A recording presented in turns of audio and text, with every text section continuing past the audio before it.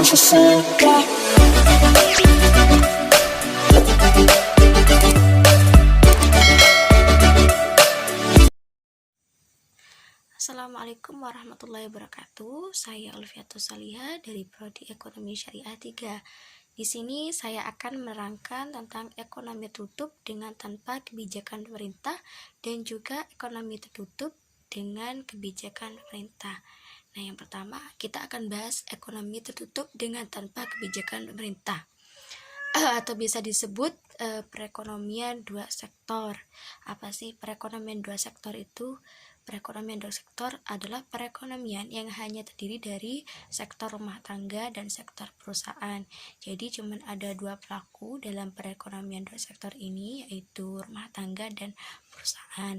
Nah, dan di sini tidak ada peran pemerintah di dalamnya maupun luar negeri.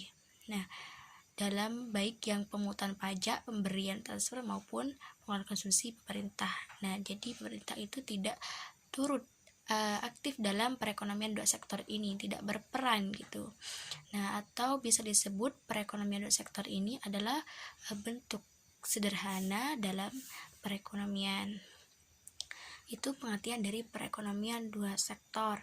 Nah, selanjutnya ada fungsi konsumsi.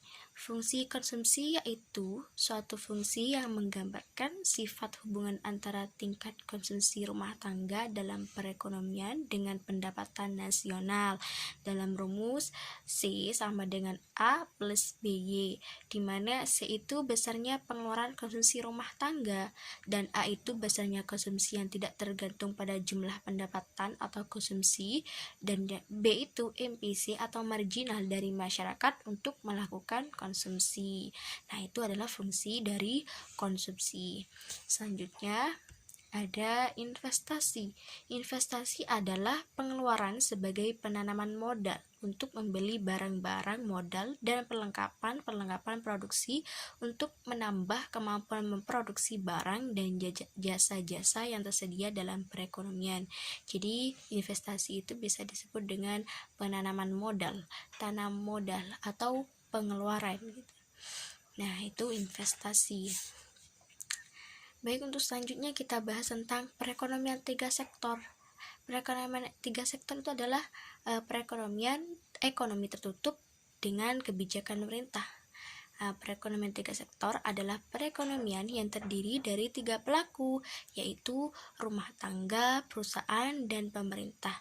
Nah, jadi di ekonomi tiga sektor ini pemerintah berperan juga dalam perekonomian. Nah, sedangkan tadi di ekonomi dua sektor, pemerintah itu tidak turut berperan dalam ekonomi dua sektor, sedangkan di ekonomi tiga sektor, pemerintah itu juga turut berperan. Nah, perlu diketahui pula bahwa perekonomian tiga sektor juga disebut sebagai ekonomi tertutup. Hal tersebut karena diasumsikan perekonomian tidak berinteraksi dengan dunia internasional. Nah, kenapa sih kok pemerintah itu berperan juga dalam ekonomi tiga sektor ini? Nah, yaitu karena unsur pemerintah menimbulkan dua konsekuensi perhitungan pendapatan nasional, yaitu dari sudut pengeluaran memunculkan pengeluaran pemerintah, dan dari sudut penerimaan memunculkan komponen pajak. Tentunya hal ini menyebabkan perkembangannya perhitungan keseimbangan pendapatan nasional dari sudut pengeluaran dengan rumus menjadi Y sama dengan C plus I plus G. Nah, itu rumus dari ekonomi tiga sektor. Nah, jadi ekonomi tiga sektor itu pemerintah juga turut berperan juga. Ada tiga pelaku, rumah tangga, perusahaan, dan pemerintah. Nah, itu pengertian dari ekonomi tiga sektor.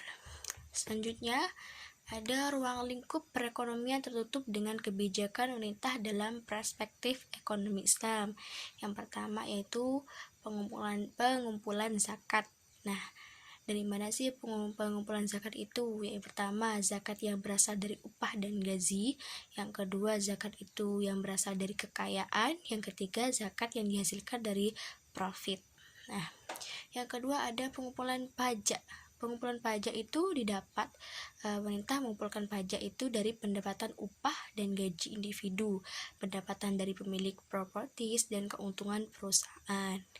Nah, itu ruang lingkup perekonomian tertutup dengan kebijakan pemerintah dalam perspektif ekonomi Islam. Baik, sekian video dari saya. Semoga bermanfaat. Wassalamualaikum warahmatullahi wabarakatuh.